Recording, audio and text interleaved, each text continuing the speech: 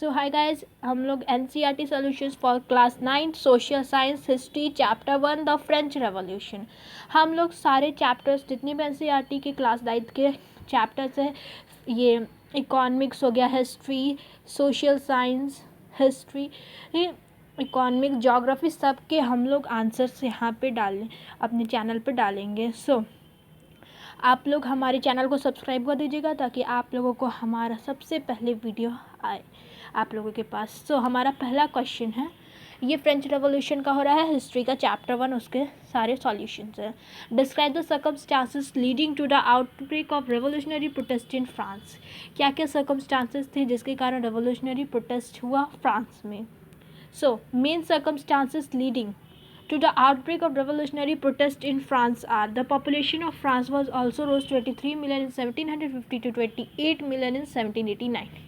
कहने का मतलब कि जो पॉपुलेशन था फ्रांस का वो 23 मिलियन था 1715 में, और जो कि अब बढ़ के 28 मिलियन हो गया है 1789 में, जिसके कारण कि फूड ग्रेन्स जो है this lead to a rapid increase in the demand for food grains, जिसके कारण फूड ग्रेन्स यानी खाने का जो भी सामान है उसका दाम बढ़ गया है। खाने का दाम बढ़ गया, प्राइस ऑफ फूड रेजर ये इंक्रीज़ कर रहा है। जो भी वर्कर्स थे at that time, most workers were employed as labourers in the workshop whose owners fixed their wages, but wages did not keep pace with the rise in prices, so the gap between poor and the rich widened. Weather conditions such as drought or hail also affected production and led to a subsistence crisis। मतलब कहने का मतलब ये हुआ कि अब खाने का दाम तो बढ़ रहा है, लेकिन जो लेबर्स का जो भी है ना पैसे है, जो भी वेजेस है वो नहीं बढ़ रहे हैं। अब खाने का फूड ग्रेन्स का दाम इंक्रीज़ करा है बट वेजेस वो इंक्रीज़ नहीं कर रहे हैं, जिसके कारण कि है ना पुअर और रिच के है ना बीच में काफ़ी बड़ा गैप हो गया है।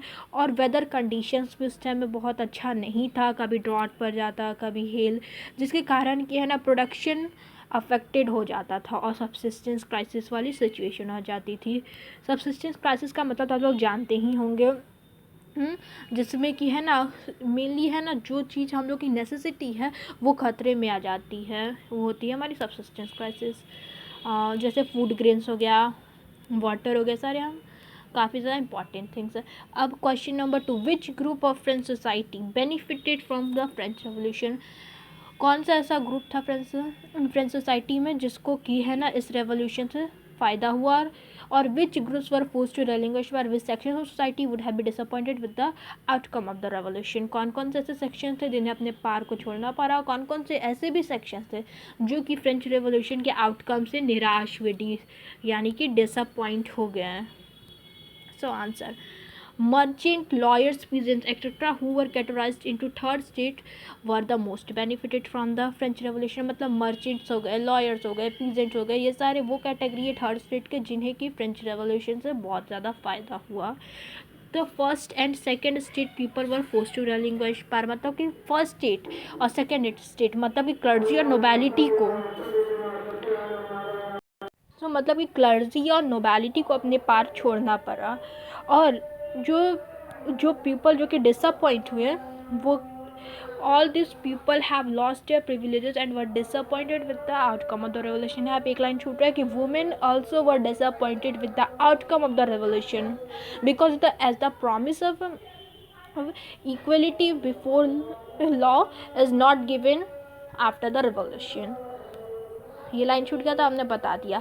अब क्वेश्चन नंबर 3 है, describe the legacy of the French revolution for the peoples of the world during the 19th and 20th century. अब हम लोग को लीगेसी बचाना है फ्रेंच रेवोल्यूशन का जो कि 19th और 20th सेंचुरी में हुआ था वर्ल्ड के लिए। देखते हैं हम। The ideas of liberty and democratic rights were the most important legacy of the French Revolution।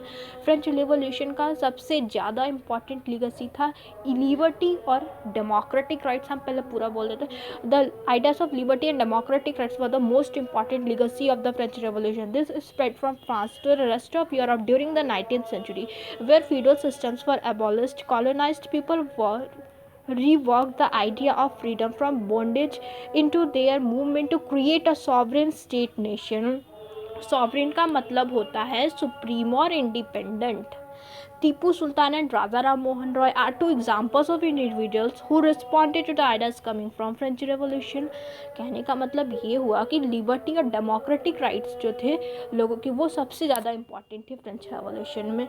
और ये जो था ये यूरोप में, फ्रांस से यूरोप में, पूरे यूरोप में फैल गया था 19वीं सेंचुरी में, जहाँ पे फीडल सिस्टम को अबॉलिश किया गया था, बहुत सारे पीपल को कॉलोनाइज्ड कर दिया गया था।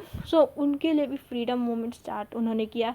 वो सबने चाहा कि उनका जो स्टेट हो वो सॉवरेन हो, मतलब सुप्रीम हो, इंडिपेंडेंट हो, किसी दूसरे एक्सटर्नल पावर के अंडर में नहीं रहे। सो टीपू सुल्तान और राजा राम मोहन रॉय ये दो एग्जाम्पल्स हैं जिन्होंने रिस्पॉन्ड किया था रेवोल्यूशनरी प्रोटेस्ट के आइडियाज़ पे।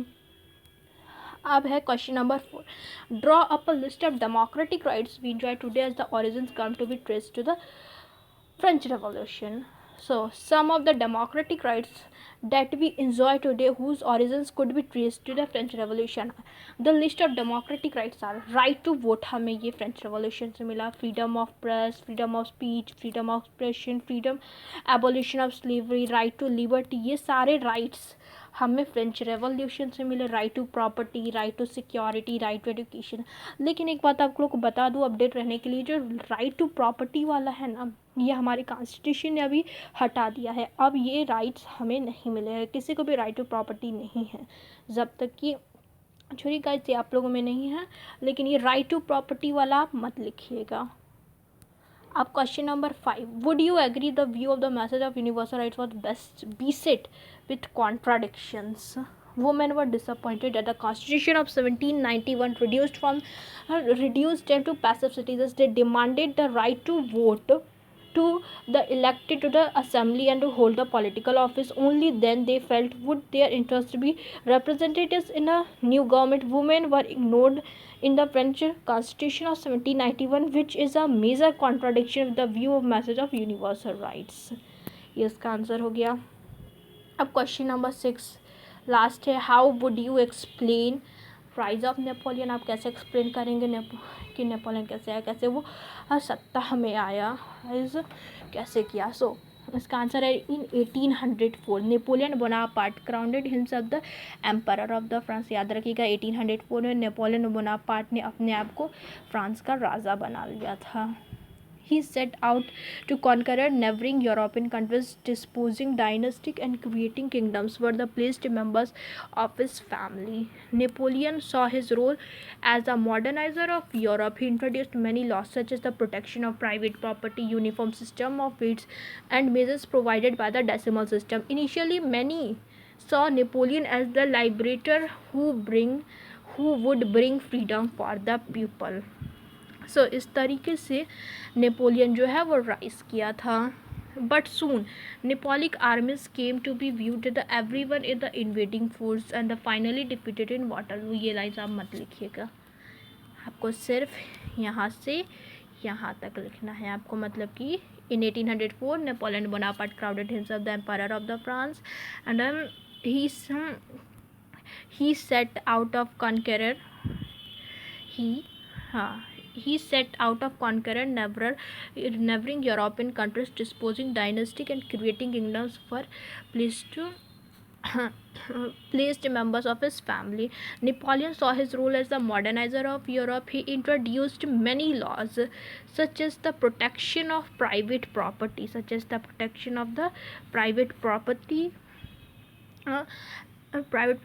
and a uniform system of weights and measures provided by the decimal system. Initially, many saw Napoleon as a liberator who would bring freedom for the people.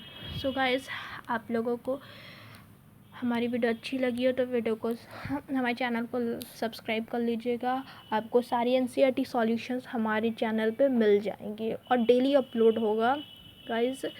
सो हमारे channel को subscribe कर दीजिएगा, हमारी इस video को like कर दीजिएगा और कमेंट करके बताइएगा कि नेक्स्ट चैप्टर हम और नेक्स्ट किस चैप्टर का हम लोग सॉल्यूशंस दें। सो अभी के लिए बाय गाइस।